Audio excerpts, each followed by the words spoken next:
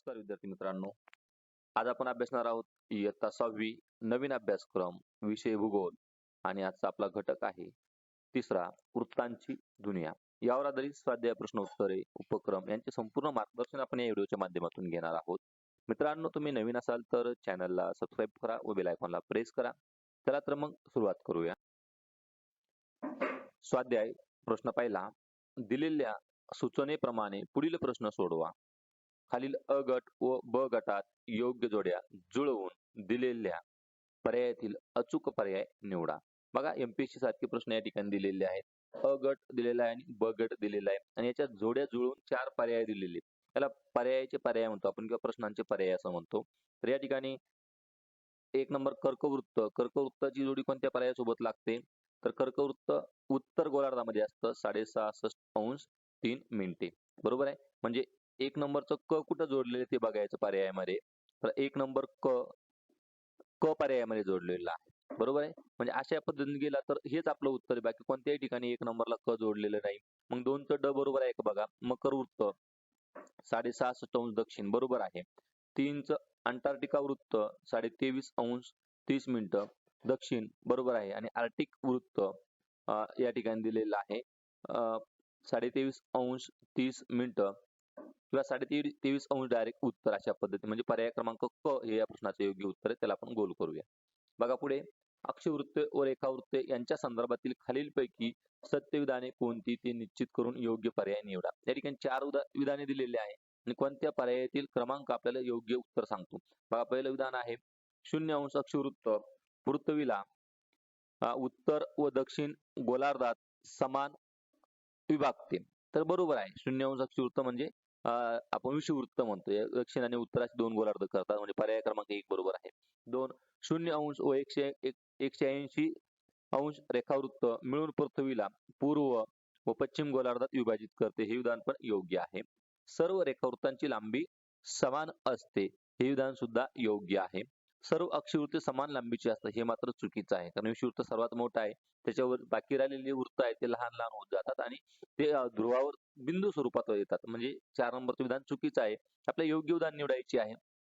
तर पर्याय क्रमांक 1 मध्ये 1, 3 आणि 4 असं दिलेलं आहे. म्हणजे हे उत्तर नाही आपलं. तर 1, 2, 3 हे पर्याय असलेलं उदाहरण आपलं योग्य उत्तर आहे. म्हणजे पर्याय क्रमांक ब हे या प्रश्नाचं योग्य उत्तर आहे.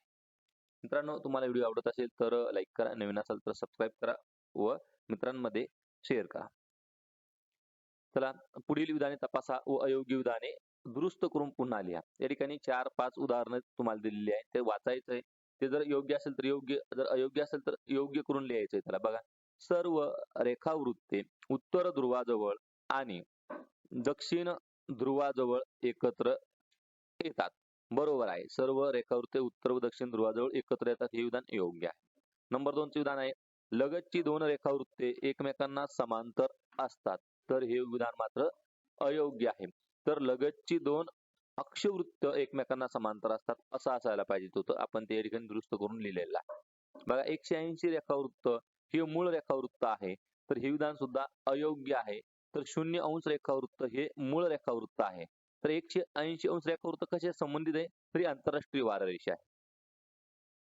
बघा पुढे, मूळ रेखावृत्तामुळे पृथ्वीगोलाचे उत्तर गोलार्ध व दक्षिण गोलार्ध असे 2 भाग झालेले आहेत. बघा, मूळ रेखावृत्त म्हटलं तर रेखावृत्तामुळे उत्तर आणि दक्षिण नाही होत. रेखावृत्तामुळे पूर्व आणि पश्चिम गोलार्ध असे होतात. तर हे विधान सुद्धा अयोग्य आहे. योग्य विधान असं असेल, मूळ रेखावृत्तामुळे पृथ्वीगोलाचे पूर्व गोलार्ध व पश्चिम गोलार्ध असे 2 भाग झालेले आहेत. बघा, विषुववृत्तास बृहद्वृत्त असेही म्हटले जाते. बृहद म्हणजे मोठे, सगळ्यात मोठे. बरोबर आहे. विषुववृत्त हे सगळ्यात मोठं वृत्त आहे म्हणून हे विधान आपण योग्य आहे असं लिहिणार आहोत. मग प्रश्न आ आहे, पृथ्वीगोलाच्या आधारे वेगळा घटक ओळखा. कर्कवृत्त, मकरवृत्त, विषुववृत्त व मूळ रेखावृत्त. तर या ठिकाणी हे पण योग्य आहे. 90 अंश पूर्व, 90 अंश पश्चिम, 5 अंश पूर्व आणि 5 अंश उत्तर. त्यानंतर ब्राझील, भारत, चीन, Japan, Moscow, Delhi, Sydney, Tokyo. बघा, याच्या आधारे आपल्याला वेगळा घटक ओळखा. पुढील आकृतीवरील एका संपूर्ण गोलार्धाची आहे. आकृती निरीक्षण करून खालील प्रश्नांची उत्तरे लिहा. बघा, एक गोलार्धाची आकृती. प्रश्न पहिला, आकृती 15 ही कोणत्या गोलार्धाची आकृती आहे? तर आपण निरीक्षण केलं तर याचं उत्तर आपल्याला सांगता येईल की ही जी आकृती आहे ही उत्तर गोलार्धाची आहे. यावर दिलेलं आहे उत्तर. आणि पूर्व आणि पश्चिम दोन भाग त्यामध्ये दिलेले आहेत. आकृतीत एकूण किती वृत्ते दर्शवलेली आहे? तर आकृतीमध्ये एकूण 2 वृत्त या ठिकाणी दर्शवलेली आहे. 0 आणि या पद्धतीने विषुववृत्त. त्यानंतर बघा आकृतीत एकूण किती अक्षवृत्ते दर्शवलेली आहे? तर आकृतीत एकूण एकच अक्षवृत्त दर्शवलेलं आहे. म्हणजे विषुववृत्त आपण त्याला म्हणू. ठिकाणी 0 या पद्धतीने. बघा पुढे आकृतीत किती रेखावृत्ते दर्शवलेली आहेत? तर 2 रेखावृत्ते या ठिकाणी दर्शवलेली आहे. आणि आकृतीत कोणत्या वृत्तांची नावे निश्चित सांगता येतील? तर 0 मूळ तर या ठिकाणी 60 अक्ष उत्तर अक्षवृत्त अशा पद्धतीने. प्रश्न अक्षवृत्त व रेखावृत्त यातील फरक आकृतीसह स्पष्ट करा. तर यातील फरक आपण या ठिकाणी पाहणार आहोत मित्रांनो. तत्पूर्वी तुम्ही नवीन असाल तर चॅनलला सबस्क्राईब करा व बेल आयकॉनला प्रेस करा. तसंच हा व्हिडिओ आवडत असेल तर लाईक करा आणि त्या मित्रांमध्ये सुद्धा शेअर करा. बघा अक्षवृत्त आणि रेखावृत्त. अक्षवृत्त पूर्व पश्चिम दिशेने असतात तर रेखावृत्त उत्तर दक्षिण दिशेने असतात. अक्षवृत्त समांतर असतात, रेखावृत्त ध्रुवावर एकत्र येतात. अक्षवृत्त विषुववृत्त हे सर्वात मोठे असते तर सर्व रेखावृत्तांची लांबी समान असते. हा त्यांच्यातला फरक आहे. उष्णता पट्टे निश्चित करण्यासाठी उपयोग होतो तर स्थानिक वेळ व रेखांश निश्चित करण्यासाठी यांचा उपयोग होतो. आता अक्षवृत्तांची आकृती कशी आपण या ठिकाणी बघूया. पृथ्वीगोलावर अशा पद्धतीने आडव्या रेषा म्हणजे अक्षवृत्त आणि रेखावृत्तांची आकृती पृथ्वीगोलावरती अशा उभ्या रेषा म्हणजे रेखावृत्त. अशा पद्धतीने हा फरक आपण या ठिकाणी तयार केलेला आहे. मित्रांनो तुम्हाला आवडला असेल तर लाईक करा.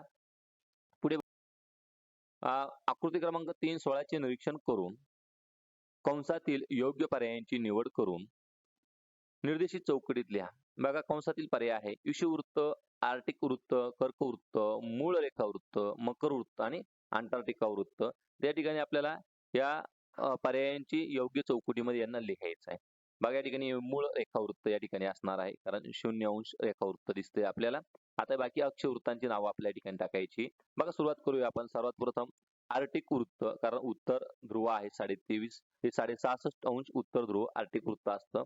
त्यानंतर या ठिकाणी बघा कर्कवृत्त 23.5 उत्तर ध्रुव.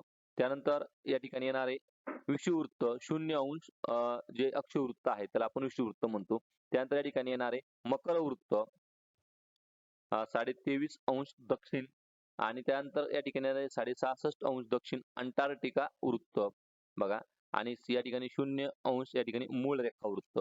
अशा पद्धतीने आपण ही आकृती आणि त्यामध्ये हे वृत्त व्यवस्थित बसवलेले आहेत. तुम्हाला व्हिडिओ आवडला असेल तर लाईक करा. चला आपण पुढे जाऊ.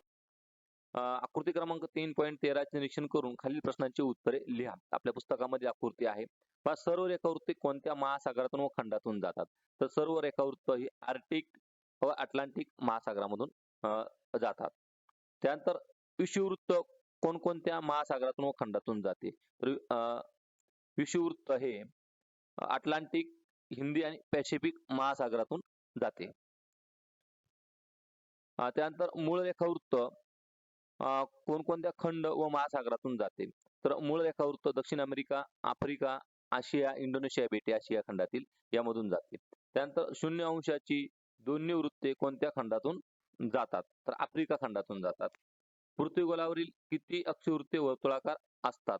तर या ठिकाणी सर्वच अक्षवृत्त ही वर्तुळाकार असतात. एकूण अक्षवृत्त किती? 181 आहे कारण 0 विषुववृत्त आणि वरती 90 आणि खाली 90 म्हणजे उत्तर दिशेला 90 आणि दक्षिण दिशेला 90 असे 181 अक्षवृत्ते मानली जातात.